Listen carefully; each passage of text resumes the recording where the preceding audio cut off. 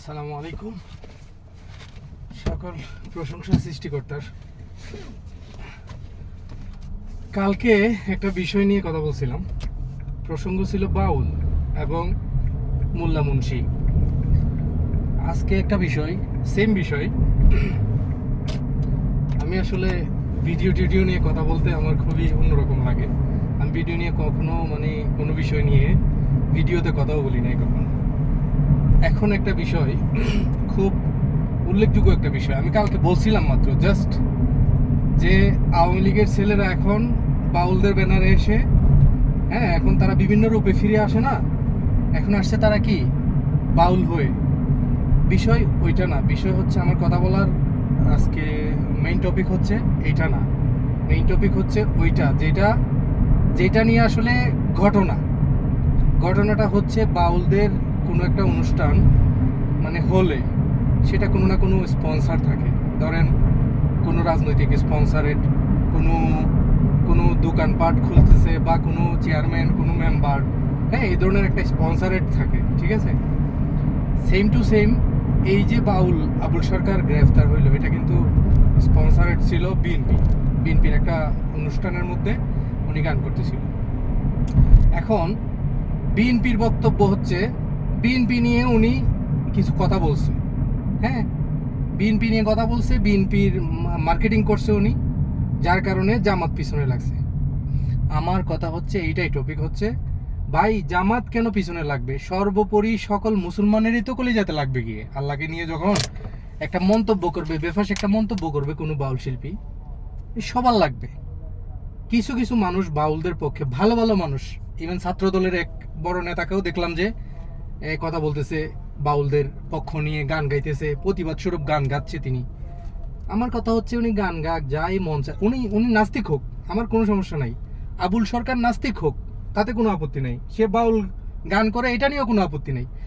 বাংলাদেশের যে হুজুরদেরকে তেকমা লাগানো হইতেছে, হুজুরদেরকে যে এখন দোষারোপ করা হইতেছে, বা হুজুররা কি ভাই কোনো আধুনিক গানের শিল্পীদের পিছনে লাগছে এখন পর্যন্ত? জাস্ট হুজুররা আধুনিক গান করে, যাই করে, দুল বাজনা বাদ্যযন্ত্র বাজানো কি এক প্রকার হারাম। এটা হারামে, কমপ্লিটলি হারাম। তো এটা নিয়েই জাস্ট কথা বলে, এর বেশি তো কিছু করে না। কোনো আধুনিক শিল্পীকে কি জেলে যাইতে হয়েছে? বেফাস মন্তব্য তারা করছে আল্লাহকে নিয়ে, খুদা রাসুলকে নিয়ে, এগুলাকে নিয়ে কি কোনো বেফাস মন্তব্য ওরা করছে? করে নাই। করতেছে কে? একমাত্র করতেছে বাউলরা। তো বাউলরা জেলে যাবে না, কে যাবে ভাই? আর বাউলদের পিছনে শুধু জামাত যে পিছনে, এখন আমি ভিডিও করতেছি, আমি জামাত না, আমি অ্যাকচুয়ালি কোনো বাংলাদেশের কোনো রাজনৈতিক দলের সাথে সম্পৃক্ততা নাই, শুধুমাত্র এনসিপির সাথে আমার সম্পৃক্ততা আছে।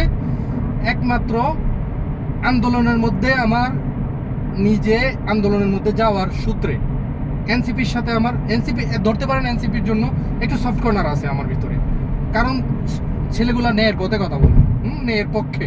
তারা কোনো আলতু ফালতু জিনিসের মধ্যে নাই। এখন এনসিপিকে কেন জড়ানো হচ্ছে এটার মধ্যে? রাজনৈতিক ইস্যু তো, কোনো ধর্মভিত্তিক বিষয় নিয়ে রাজনৈতিক কোনো বিষয়ে তো এনসিপি কোনো এখানে মাথা ঘামায় না, এখন পর্যন্ত ঘামায় নাই। তো এনসিপিরে দোষারোপ করা হইতেছে, জামাতরে দোষারোপ করা হইতেছে, সাধারণ মুসল্লিদেরকে মুসলমানদেরকে দোষারোপ করা হইতেছে।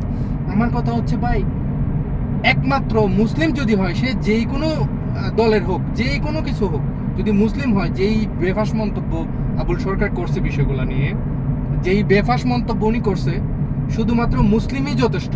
যদি তার ভিতরে ন্যূনতম ইমানটুকু থাকে, এইটুকুই যথেষ্ট প্রতিবাদ করার জন্য। আল্লাহর এই নাই সেই নাই, আল্লাহর মাথা নাই, এগুলো মুখেও আনতে পারি না। এগুলো মুখে আনলে ইমান যে একটা বস্তু আছে, একটা শব্দ আছে মুসলিমের ধর্মের মধ্যে, ইমান জিনিসটা ঠুনকো, একদম হালকা পাতলা হয়ে যাবে। ইমান থাকবেই না, আবার তওবা করে আপনার কি করতে হবে? মুসলিম হতে হবে। তা আমার কথা হচ্ছে, এই বিষয়গুলো নিয়ে রাজনৈতিক খেলা মেলার মধ্যে নামছে কে? মূলত নামলো কে? এটা তো স্পষ্ট। আজকে ছাত্র দলের এক ছেলে, রাজনৈতিক বিষয়গুলো নিয়ে আমি কথাই বলতে চাই না, এগুলো নিয়ে আসলে কথা বলা ভাল লাগে না আসলে, কেন জানি। রাজনৈতিক বিষয় আর ধর্মের সাথে একসাথে করে এটারে নিয়ে গুলমাল করানো, এটারে নিয়ে পেঁচানো, এটারে নিয়ে রুটি বানানো, এগুলো আমার একদমই পছন্দ না। তারপরও দেখলাম যে এগুলা নিয়ে খুব বেশি পছন্দ করতো আওয়ামী লীগ, এবং তার পরবর্তীতে খেলাফত দিয়ে গেছে বিএনপিকে, তারা করতেছে। এখন জামাতের পক্ষে কথা বলতেছি না, আমি বলতেছি যে জামাতে এখন লাগানো হইতেছে, বলা হইতেছে জামাতে এটা করছে। হ্যাঁ, এনসিপি এটা করছে, এইটা করছে, ওইটা করছে, মানে দুধে দুয়াল তুলসী পাতা একদম। বিএনপি কিচ্ছুই না, অনুষ্ঠানটাও ছিল বিএনপির, অনুষ্ঠানটাই ছিল বিএনপির। এখন বিএনপি এসে আবার পক্ষও নিল নাস্তিকের। হ্যাঁ, সে আল্লাহরে অপমান করছে, সবকিছু করছে, এটা নিয়ে কোনো প্রতিবাদ নাই। এটা নিয়ে প্রতিবাদ করতেছে মানে যে করতেছে তারই বলা হইতেছে যে কি বলে কি এর একটা ব্যানারে, তৌহিদি জনতার ব্যানারে। ভাই, তৌহিদি জনতা তো বাংলাদেশের প্রত্যেকটা মুসলিমই তৌহিদি জনতা হবে। যখন আপনি ধর্মকে নিয়ে, আপনি আমার আল্লাহকে নিয়ে কথা বলবেন, তখন তো সবাই তৌহিদি জনতা। তখন তো আর দল মত নির্বিশেষে তৌহিদি জনতা।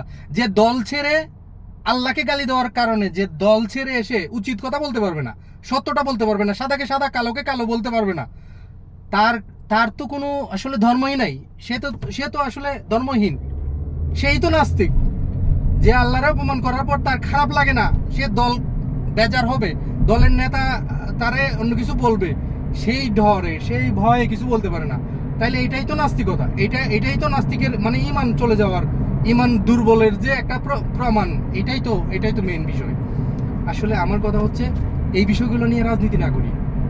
এই যে এই লোকটা এই তো স্টেটমেন্ট দিয়ে চলে আসতে পারে, কারণ বাংলাদেশে তো আল্লাহকে অপমান করার, আপনি জানেন, যদি বাংলাদেশটা প্রপারলি মুসলিম শাসনের হতো তাইলে তার তো শিরোচ্ছেদ করা হইতো। যদি পাকিস্তানের মতো হইতো, তার শিরোচ্ছেদ করা হইতো। যদি তুরস্কতে করা হইতো, তুর্কিতে, তাহলে তার শিরোচ্ছেদ করে দেওয়া হইতো। তার মাথা থেকে, তার গর্দান থেকে মাথাটা আলাদা করে দেওয়া হইতো। তো ওইটাও তো করে না, এটা তো কেউ করতেছে না। জাস্ট প্রতিবাদটুকু করছে। তারা পাল্টি তারা সমাবেশ ডাকছে, তৌহিদি জনতা ডাকছে অপমান করার কারণে। সেটুকুই ছিল। বাউলরা কেন আবার ওখানে গেল, মায়ের খেলো। খাওয়ার পরে এখন বাউলদের পক্ষে বিশাল বড় একটা চাল চলতেছে এইটা নিয়ে এখন আওয়ামী লীগ, ছাত্রলীগ আসতেছে, তারা বিভিন্ন রূপে ফিরে। এবার আসলো বাউলের রূপে ফিরে, সাথে যোগ করছে কারে, বিএনপির ছেলেবেলেদেরকে। তো আমার কথা হচ্ছে এগুলো না করি। বাউলরা ডাইরেক্টলি মুসলেখা দিয়ে তারা ছুটায় আনতে পারে, সিম্পল বিষয়, ছুটায় আনতে পারে। কারণ এটার সর্বোচ্চ জেল হচ্ছে 2 বছর, আইনের ইয়েতে আছে 2 বছর জাস্ট, এর চাইতে বেশি কিছু না। আমার কথা হচ্ছে এগুলা নিয়ে বাড়াবাড়ি যারা করতেছে তারা মূলত ধর্মটারে ব্যবহার করতেছে রাজনীতির মধ্যে। ধর্মটারে একমাত্র রাজনীতির মধ্যে তারা ব্যবহার করতেছে। অতীতে করে গেছে আওয়ামী লীগ, এখন তারা করতেছে। তো এইটা হচ্ছে স্পষ্ট। কারণ আজকে গান গেয়ে গেয়ে ছাত্র দলের নেতা, হ্যাঁ, আওয়ামী লীগ বিএনপির নেতা গান গেয়ে গেয়ে প্রতিবাদ করতেছে এবং বলতেছে এইটা ওইটা, মানে তারাই সব কিছু। ভাই, একটাবার বোঝার চেষ্টা করতেছে না যে এটা তো মুসলিম দেশ, মুসলমানদের অনুভূতিতে আঘাত লাগছে। বিষয়টা অন্যভাবে সলভ করা যায়। যেমন ওরা আইনা ক্ষমা করানো যায়, ওরা আইনা তোবা করানো যায়, ওরা একটা সুযোগ দেওয়া যায়, ওইটা করলেই চলে। বাউল সমিতি থেকে এটা করলেই চলে। অথবা বাউলরে নিয়ে যারা লাফালাফি করতেছেন এটা করেন, তারা ছুটানোর জন্য এইটুক করলেই তো হয়ে যায়।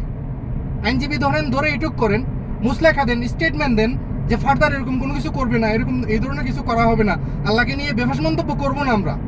ভাই, তোরা কেন আল্লাহরে নিয়ে কথা বলবি? তোরা কে আল্লাহরে নিয়ে কথা বলার?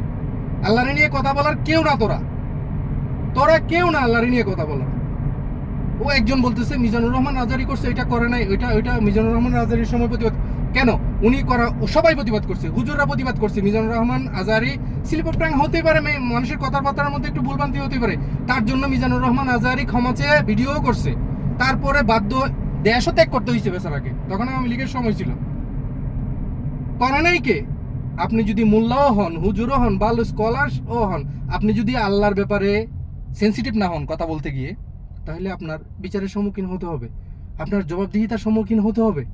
এটা খুব স্বাভাবিক, সিম্পল একটা বিষয়। এটা বোঝা উচিত আপনাদের। এটা নিয়ে রাজনীতি করা উচিত নয়, আমি বলতেছি। আশা করি সবাই বুঝতে পারছেন। আরো কথা বলার ছিল, ভিডিও লম্বা হয়ে যাবে আসলে। আসসালামু আলাইকুম।